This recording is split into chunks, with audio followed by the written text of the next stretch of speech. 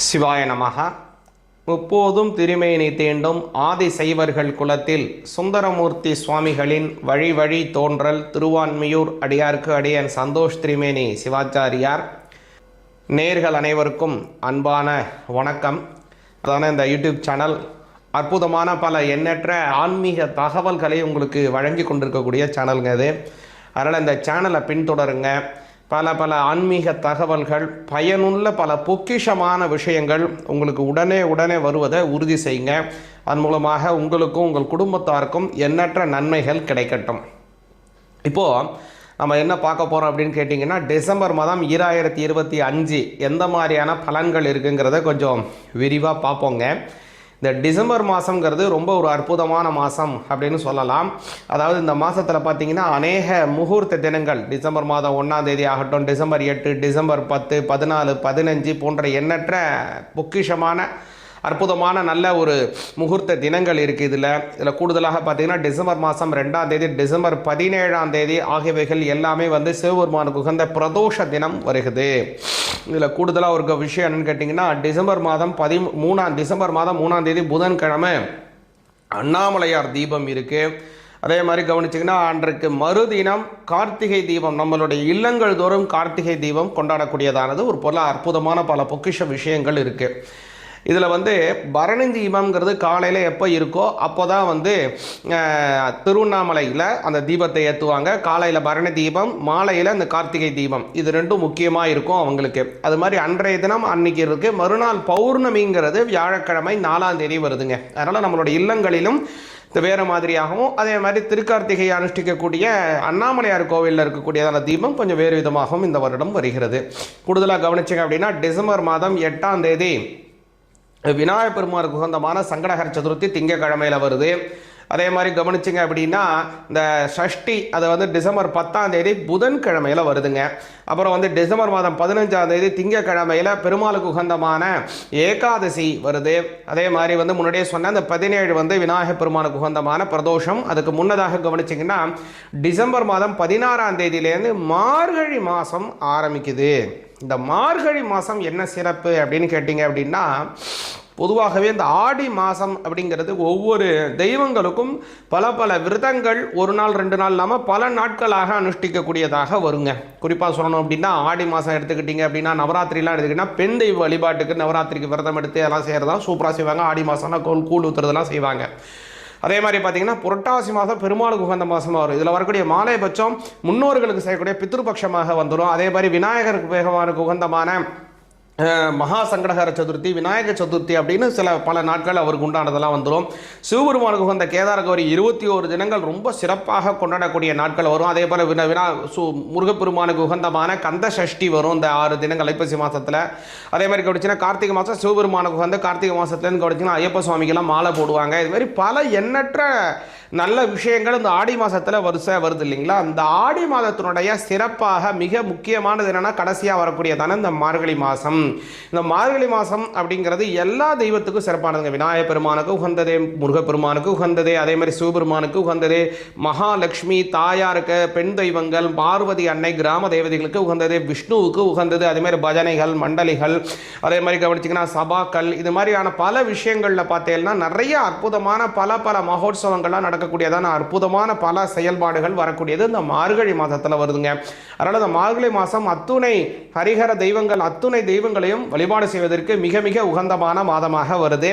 கூடுதலாக கவனிச்சிங்கன்னா இந்த மாதம் அதே இதிலே கவனிச்சிங்க அப்படின்னா டிசம்பர் மாதம் 18ஆம் தேதிக்கு மாத சிவராத்திரி வருகிறது. அதே மாதிரி டிசம்பர் 19ஆம் தேதி ஆஞ்சநேயருக்கு உகந்த ஜெயந்தி வருகிறது. அதுக்கு மறுநாள் மூல நட்சத்திரம் வருது. ஆஞ்சநேயருக்கு உண்டான அந்த அமாவாசை முன்னாடியே வந்துடுது. பெரும்பாலும் நம்ம அமாவாசையை தான் அனுஷ்டிப்போம்.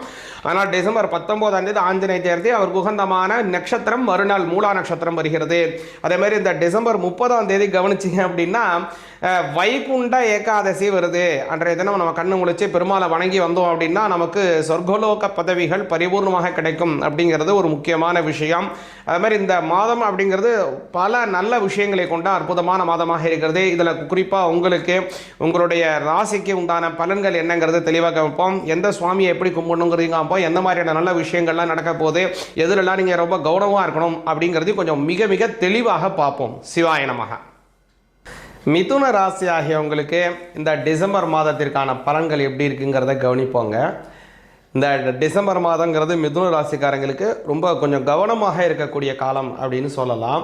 இல்லை கூடுதலான நல்ல விஷயம் என்னென்னா, உங்களுடைய வாழ்க்கை துணைவரால் அல்லது அவங்களுடைய ஃபேமிலி வைஸில் உங்களுக்கு ஒரு பெரிய சப்போர்ட் கிடைக்க போகுது. அது ஒரு கூடுதலான ஒரு பலமாக உங்களுக்கு அமையுதுங்க. அதே மாதிரி எதனால் அப்படி சொல்கிறேன்னா, உங்களுடைய ஜென்மஸ்தானத்திற்கு குரு வரப்போகிறார். இதுவரை தற்காலிகமாக 2ஆம் பாவத்தில் சென்றக்கூடியதான குரு பகவான் வக்கரம் பெற்று போயிட்டு இருந்தார். அவர் உங்களுடைய ஜென்மஸ்தானத்திற்கு வராரு. இதுலேயும் ஒரு துன்பத்திலும் ஒரு சில இன்பங்கள் உள்ளது அப்படிம்பாங்க இல்லைங்களா, அது மாதிரி என்ன இதில் ஒரு நல்லதும் கூட என்னன்னு கேட்டிங்கன்னா, ஒரு கிரக பரிவர்த்தனா யோகம் அமையுது. ஏன்னா உங்களுடைய ஜென்மஸ்தானாதிபதியும் கலத்திரஸ்தானாதிபதியுமாக இருக்கக்கூடியதான குரு பகவானும் புத பகவானும் ஒருத்தருக்கு ஒருத்தர் பரிவர்த்தனை பண்ணிக்கிறாங்க. இதற்கானது ஒரு பரிவர்த்தனா யோகம் அப்படின்னு பேர்.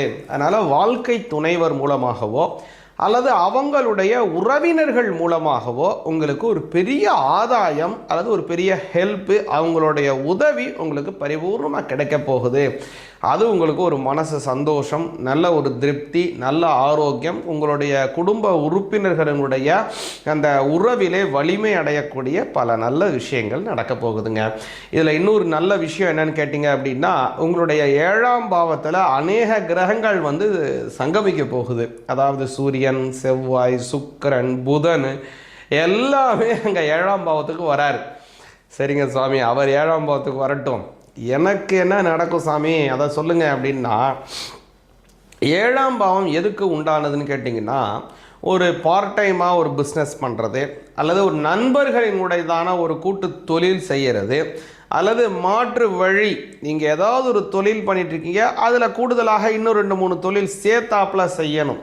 அது மாதிரியான பல மாற்று வழிகளிலெல்லாம் பொருளை ஈட்டக்கூடியதான விஷயங்களை தரக்கூடியது 7ஆம் பாவம். 7ஆம் பாவத்தில் கலத்திரஸ்தானமும் இருக்குது. கூடுதலாக இந்த மாதிரியான பல நல்ல விஷயங்களும் 7ஆம் பாவத்தில் இருக்குது. அப்போது அந்த இடத்துல உங்களுடைய உங்களுடைய ராசியாதிபதியாக இருக்கக்கூடிய புதன் வராரு. அடுத்தது உங்களுடைய லாபஸ்தானாதிபதியாக இருக்கக்கூடியதான செவ்வாய், உங்களுடைய வேலை வாய்ப்புகளை தரக்கூடியதான 6ஆம் அதிபதியும் அவரும் வராரு. உங்களுடைய குழந்தை பாக்கியத்தை தரக்கூடியதான புத்திரஸ்தானாதிபதி சுக்கிரன் வராரு. அதே சுக்கிரன் தான் உங்களுடைய விரயஸ்தானாதிபதி, அவர் வராரு. உங்களுடைய 4ஆம் அதிபதியாகவும் புதன் வராரு. உங்களுடைய 3ஆம் அதிபதி சூரியன். ஆக கவனிச்சிங்கன்னா 7 பாவம் இதன் மூலமாக ஆக்டிவேட் ஆகுதுங்க. அதனால் இந்த 7 பாவத்திற்கும் உண்டான பல நல்ல விஷயங்கள் நடக்க போகுது. குருவினுடைய பார்வை இவங்க எல்லாருக்குமே கிடைக்க போகுது. அதனால் பல நல்ல விஷயங்கள் நடக்கும். திருமணம் ஆகாதவங்களுக்கு திருமணம் கைகூடும். அதே மாதிரி யாருக்கெல்லாம் படிப்பு சார்ந்த விஷயத்தில் ரொம்ப நாட்டம் இல்லாமல் இருக்காங்க, படிப்பு சார்ந்த விஷயத்தில் ரொம்ப முக்கியத்துவம் இல்லாமல் இருக்காங்க, ஒரு விதரணை இல்லாமல் படிக்கிறாங்க, குழந்தையாக இருக்கான் சுவாமி, ஆனால் அவனுக்கு ரொம்ப படிப்பில் இருக்கக்கூடிய சீரியஸ்னஸ் தெரியல, 12ஆவது படிக்கிறான், 10ஆவது படிக்கிறான், இதில் படித்தாதான் அடுத்தடுத்து நல்ல படிப்புகள் கிடைக்கும், நல்ல ஹையர் ஸ்டடீஸ் போக முடியும், நல்ல வளர்ச்சி இருக்கும்.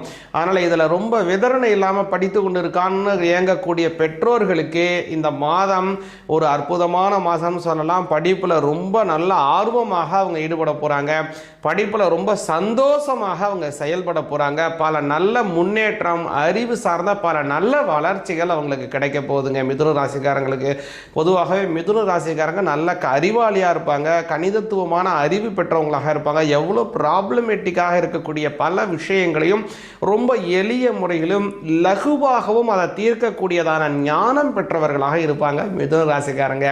அவங்களுக்கு இந்த மாதம் ரொம்ப அற்புதமான காலமாக இருக்கிறது. இருந்தாலும் கூட ஜென்மத்தில் குரு வருவதனால பல நல்ல விஷயங்கள் உங்களுடைய செயல்பாடுகளை முழுமையாக வெளிப்படுத்த முடியாத சூழ்நிலைகள் இருக்கு. அதனால வியாழக்கிழமையில குரு பகவானை வழிபாடுங்க. இந்த மாதத்தில் கவனிச்சிங்கன்னா டிசம்பர் 4, 11, 18, 25 ஆகிய தினங்கள் வியாழக்கிழமையில வருது. இது மாதிரி தினத்தில் குரு பகவானை வழிபாடு செஞ்சு வந்தீங்கன்னா நல்ல பலன் உங்களுக்கு கிடைக்கும். சிவாய நமஹ.